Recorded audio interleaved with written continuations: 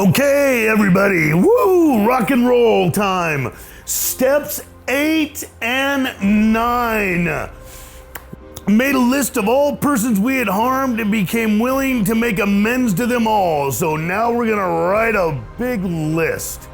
And then step 9, made direct amends to people wherever is possible, except when to do so would injure them or others. This is a big step. This is a big step. This is going to take a lot of courage and fortitude in order to get through this step. Because see, bringing it back to the moral compass, your moral compass. Everyone has a moral compass, and that moral compass is this. Raise your hand if you like to be lied to. Nope. Raise your hand if you like to be flaked on. Nope. Raise your hand if you like to be stolen from. Nope. Raise your hand if you like to be disrespected. Nope. We don't like to be hurt. We don't like to be flaked on. We don't like to be lied to. This is your moral compass. This is how you want the world to treat you. This is how I want the world to treat me, is the opposites of those things. I want the world to treat me nice and kind and be respectful to me, and I want to be loved and appreciated. Now the deal with the moral compass is for years we have been going against the moral compass.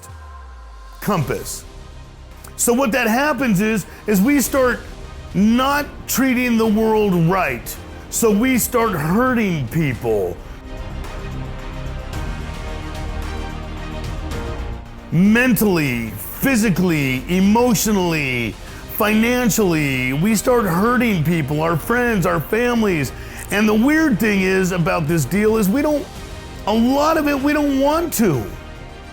We don't mean to hurt the world. We don't mean to get angry, pissed off, jealous, insecure, doubtful. We don't mean for that to happen. We're like accidental assholes. Like on accident. So now we're gonna straighten that crap out.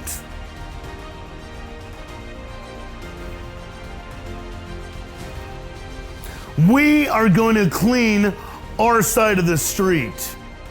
And this is not, I'm with you. I get it. I hurt a lot of people. I can't see how the road to serenity, joy, peace, happiness is gonna be made through going to people that can't stand me and telling them I was wrong, I stole from you, I lied to you, I cheated you, and I was wrong. You never deserved to be treated like crap by me. Is there anything I could do to make it right?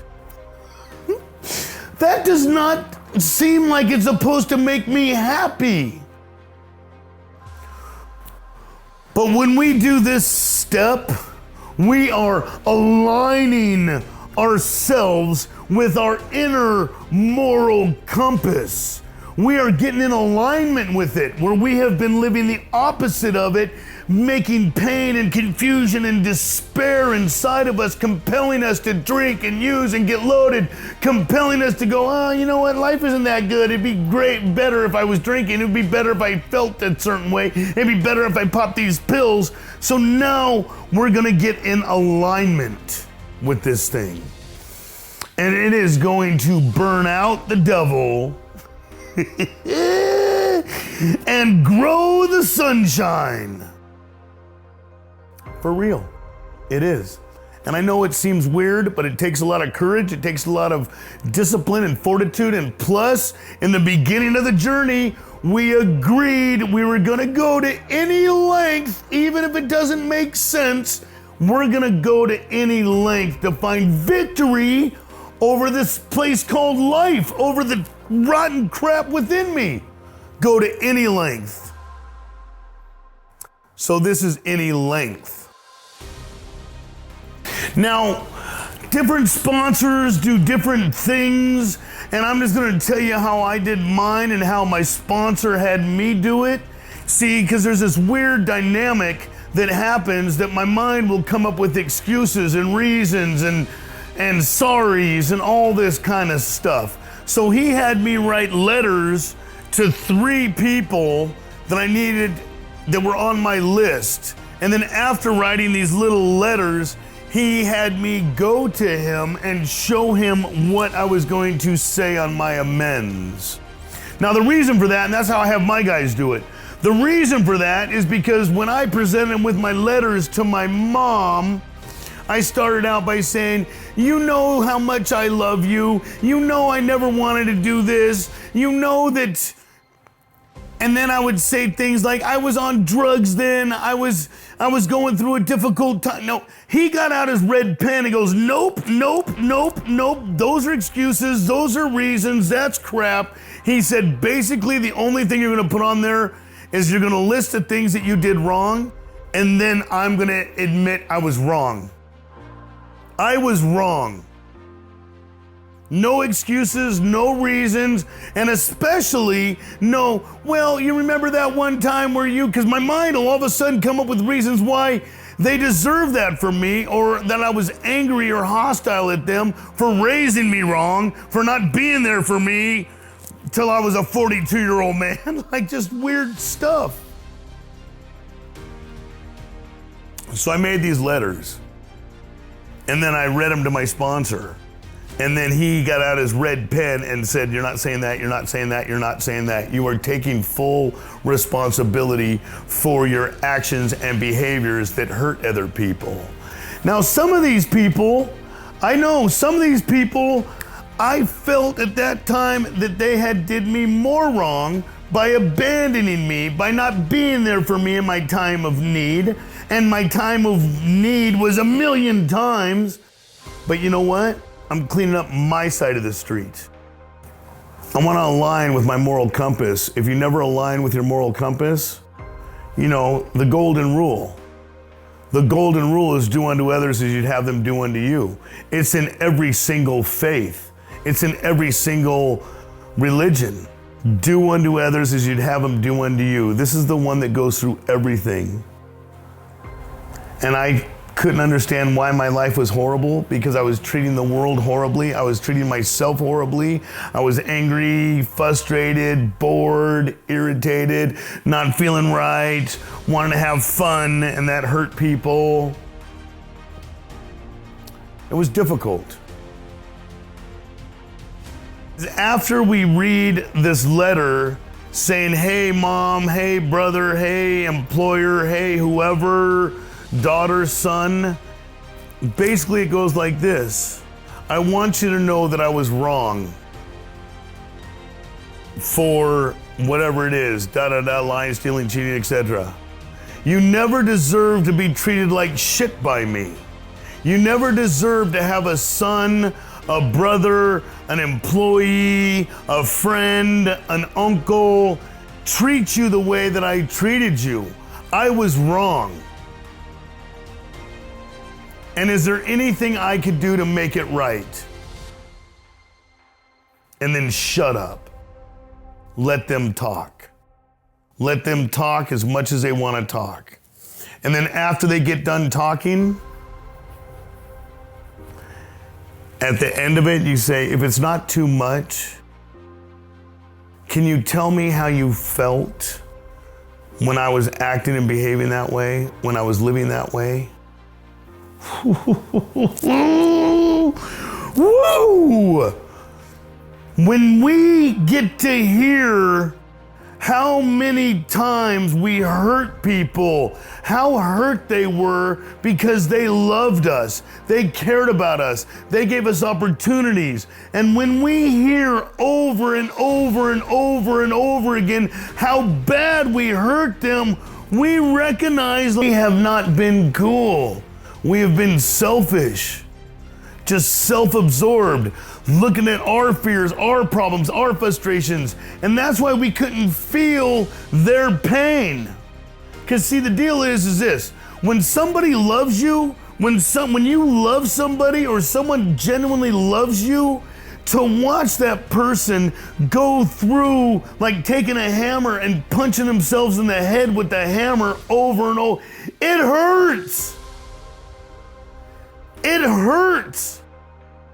When you watch somebody continually almost die over and over and over again because you love that person and you watch them destroy themselves, it hurts. There is physical pain inside because that's what love is. But I don't know about you, but I know about me. And this is something that I went through, is that when my mom is crying, my daughter's crying, my brother's crying, my friends are crying, like just so distraught because I'm back on heroin, back on speed, gonna go back to prison. And they're in front of me telling me, please just stop. Can't you see what you're doing to the family? I don't know about you, but I know about me.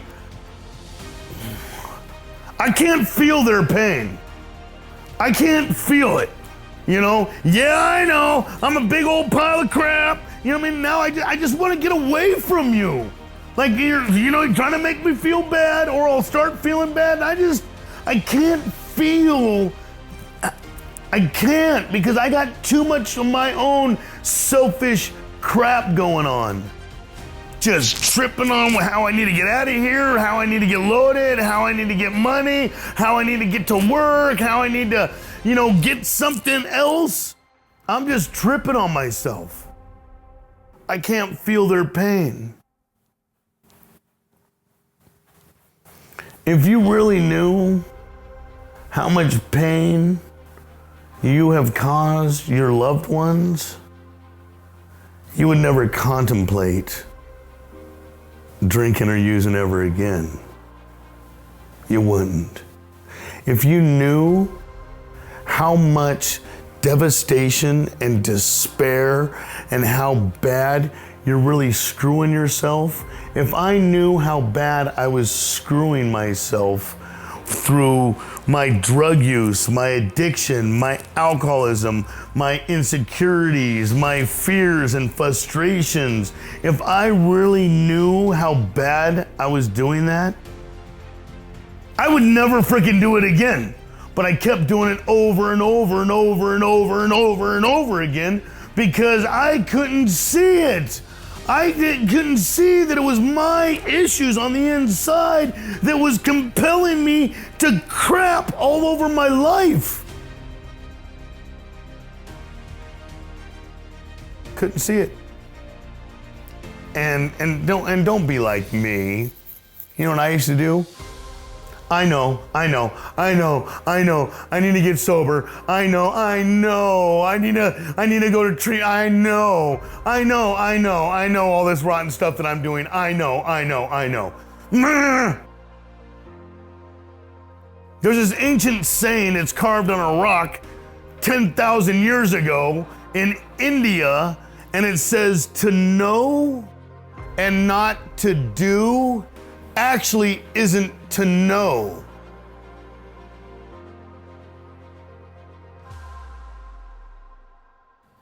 If I know how bad I'm screwing myself and I'm not doing anything to stop it, I really don't know. If I know all the ways to have a beautiful, successful life and I know what's wrong with me and I'm not doing nothing about it, I don't know. But I'll tell you, I know. I know. And I'll bob my head and I will agree. I don't know. Confusion was my ultimate bottom. Confusion isn't saying I don't know. I don't know is a great answer. I don't know. I don't know. That's okay. We don't know everything. But confusion comes in when it says, I don't know, but I think I should know.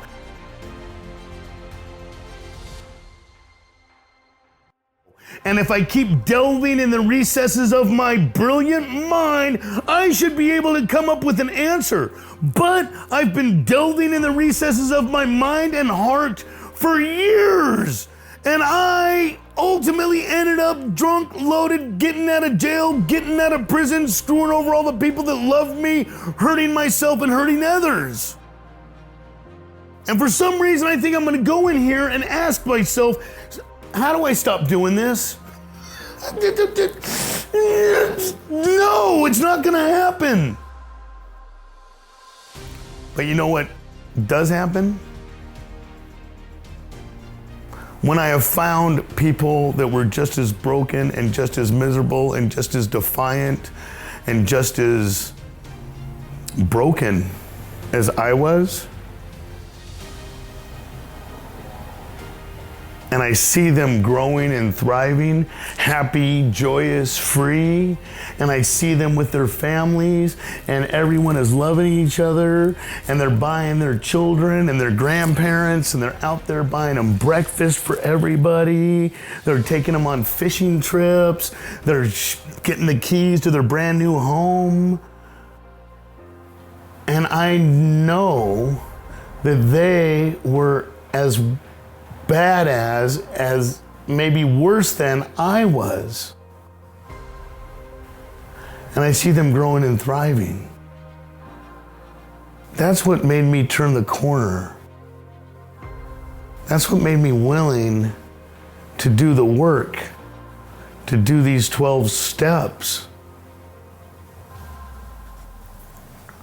Because I couldn't see with my broken mind how that was going to help me. And the courage of 8 and 9, when you align back up with your moral compass and you start treating the world how you want to be treated, don't you wish all the people that hurt you, don't you wish that they would show up in your life and tell you, you never deserved to be treated like crap by me. You never deserved to go through the pain that I have caused you. You never, I want to make it right. Don't you wish that people would do that to you for the people that have harmed you? Well, they're probably not gonna because they're maybe not on this path, but yes. So now we are gonna be the change we want to see in the world.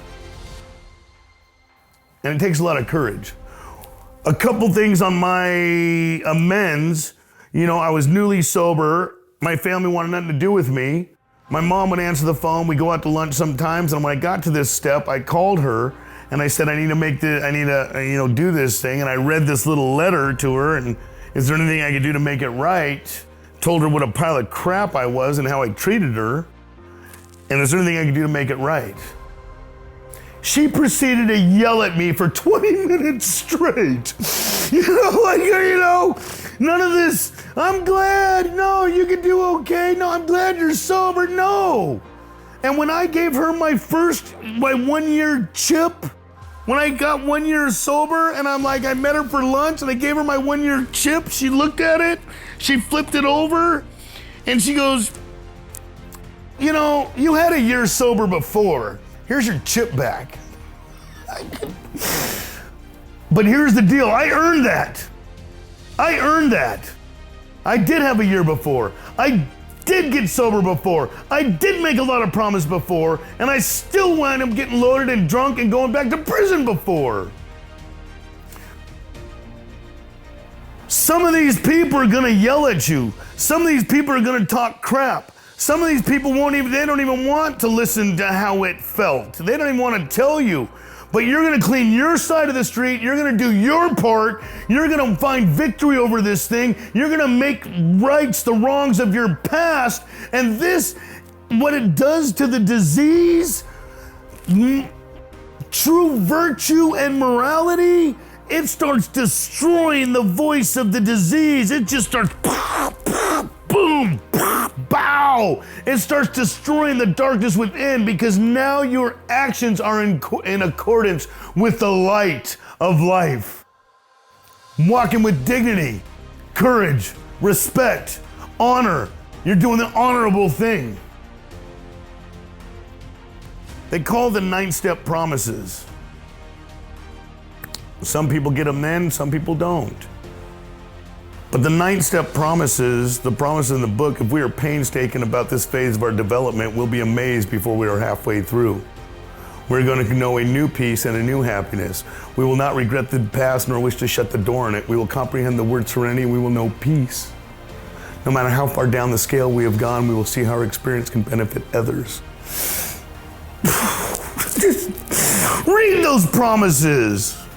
I get choked up because they've all come true for me. I'm not tripping on anything. I'm not. No matter what happens, I'm good.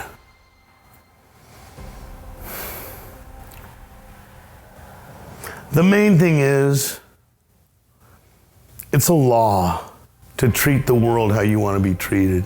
It's a law. It goes down for thousands and thousands of years of history. We do the right thing no matter what. And we get over our past by being brave and courageous and correcting it. If we don't try to correct it, we will still act and behave poorly. We will still have all that. And once again, we agreed that we would go to any length to find victory over this thing. And I promise you, it is so freaking worth it. It is so worth it. It is worth it. It's just a few amends. Make your amends. Are you going to be able to pay back everything all at once? No, but at least you showed up and you made these, and you read the letters, you made these amends, and now they're going to have you do things to be able to pay back, repair, whatever it is, and you're going to be on a journey of doing that. And if some of them has to be a living amends, I live a life of a living amends, because I've hurt so many people financially, mentally, physically, emotionally. I hurt so many people. I did so much crime. I did so much violence. I did so much. So today I make a living amends. That's why I help people. I help people where before I was hurting people. Now on the daily I help people and I try to be the best human being I can. Do I fall short? All the time. I do. I'm only human. But hey, do I have a process to be able to correct that when I do fall short? Yes, I do. Yes, I do.